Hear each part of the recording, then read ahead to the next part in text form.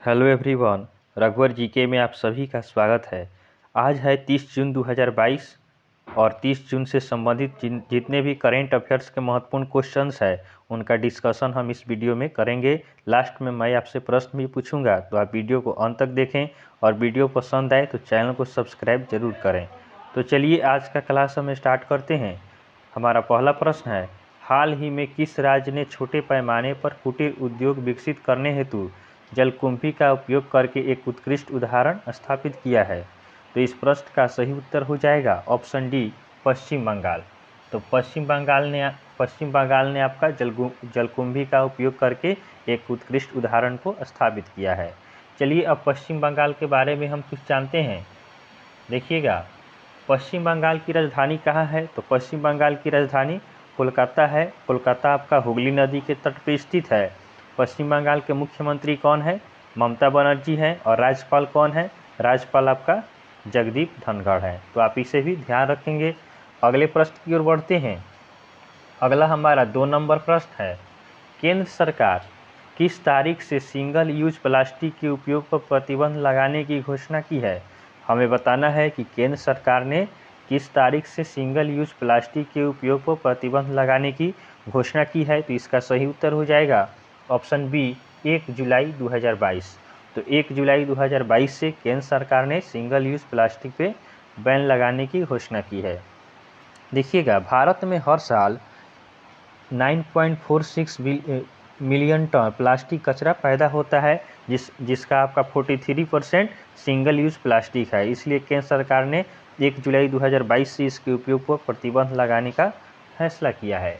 अगले प्रश्न की ओर बढ़ते हैं। अगला हमारा 3 नंबर प्रश्न है, शाहपुरजी पलोंजी ग्रुप के किस अध्यक्ष का हाल ही में निधन हो गया है?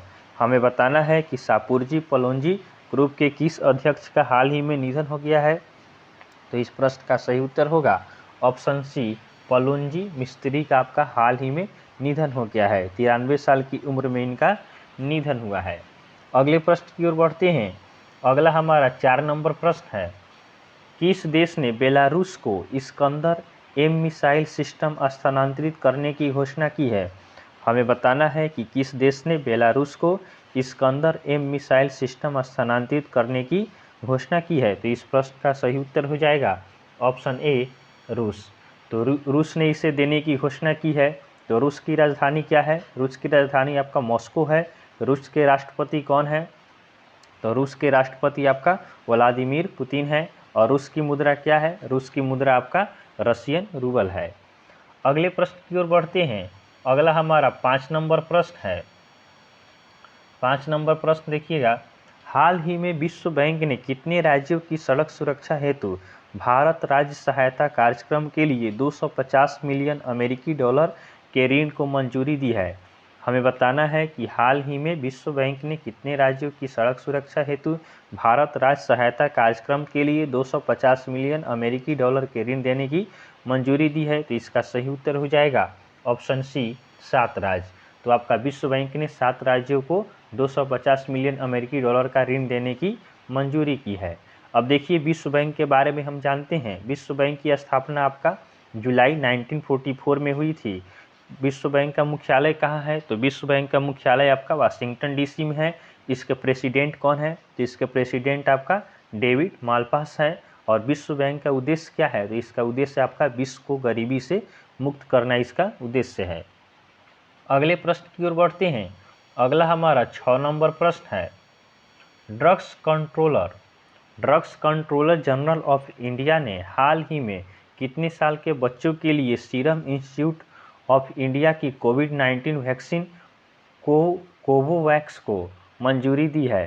तो इसका सही उत्तर हो जाएगा ऑप्शन बी, 7 से 12 साल। तो 7 से 12 साल के बच्चों के लिए आपका सीरम इंस्टीट्यूट ऑफ इंडिया की कोविड-19 वैक्सीन कोवोवैक्स को मंजूरी दी गई है। अगले प्रश्न की ओर बढ़ते हैं। अगला हमारा 7 नंबर प्रश्न है, राष्ट्रीय सांख्यिकी दिवस कब मनाया जाता है? राष्ट्रीय सांख्यिकी दिवस कब मनाया जाता है? तो इसका सही उत्तर हो जाएगा ऑप्शन डी, 29 जून।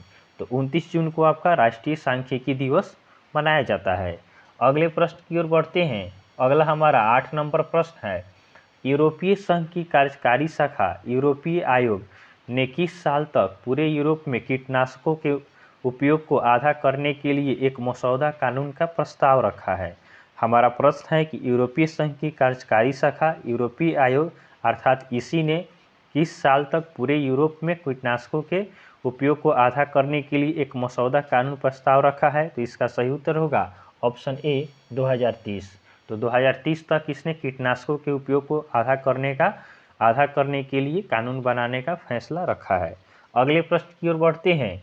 अगला हमारा 9 नंबर प्रश्न है, हाल ही में किस राज्य के मुख्यमंत्री उद्धव ठाकरे ने इस्तीफे का ऐलान कर दिया है? हमें बताना है कि हाल ही में किस राज्य के मुख्यमंत्री उद्धव ठाकरे ने इस्तीफे का ऐलान किया है? तो इसका सही उत्तर हो जाएगा ऑप्शन सी महाराष्ट्र। तो महाराष्ट्र के मुख्यमंत्री उद्धव ठाकरे ने कल इस्तीफा दे दिया है।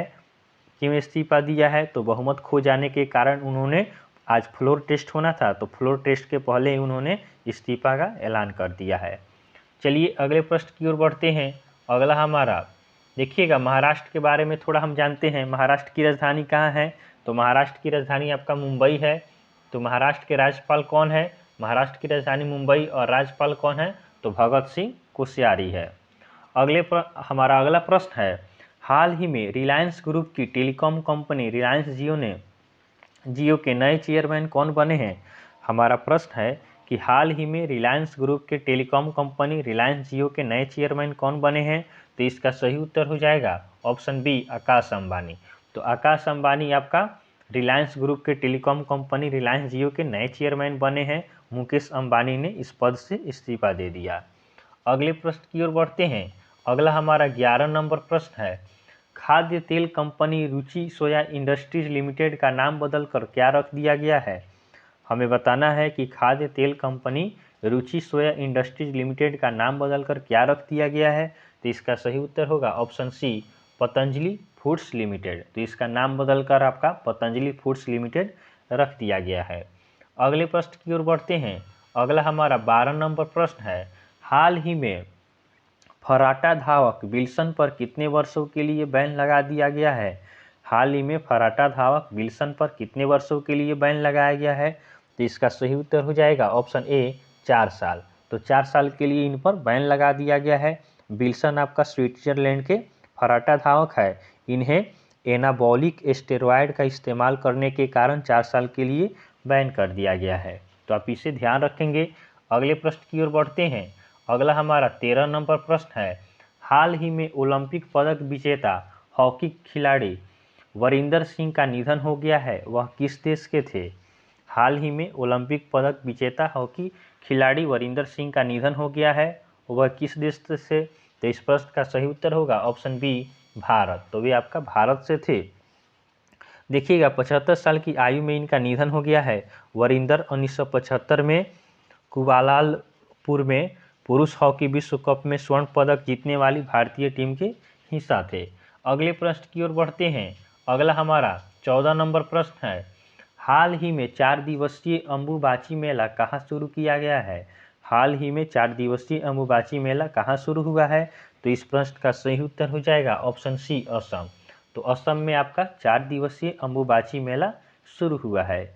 अगला प्रश्न है, हाल ही में दीपक पुनिया ने अंडर 23 एशियाई कुश्ती चैंपियनशिप में कौन सा पदक जीता है?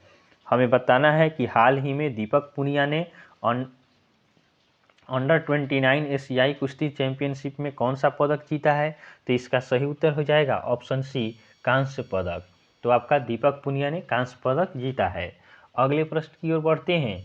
हमारा अगला 16 नंबर प्रश्न है, हाल ही में किसने दिल्ली उच्च न्यायालय के मुख्य न्यायाधीश के रूप में शपथ लिया है? तो यह आपका HW का प्रश्न है। आप इसका आंसर हमें कमेंट कर बताएंगे कि हाल ही में किसने दिल्ली उच्च न्यायालय के मुख्य न्यायाधीश के रूप में शपथ ली है। हमारा कल का प्रश्न है, हाल ही में T20 में शतक बनाने वाले चौथे भारतीय बल्लेबाज कौन बन गए हैं? तो इसका सही उत्तर होगा ऑप्शन ए दीपक हुडा। अधिकांश बच्चों ने इसका जवाब सही भेजा है। आप भी जो प्रश्न दिया जाता है उसका सही कमेंट करें तो चलिए, आपको वीडियो पसंद आया हो तो आप वीडियो को लाइक करें तथा चैनल को सब्सक्राइब करें तथा अपने दोस्तों के साथ इसे शेयर जरूर करें। तो चलिए, आज के लिए हम इतना ही रखते हैं, फिर नेक्स्ट वीडियो में आपसे मिलेंगे, तब तक के लिए धन्यवाद।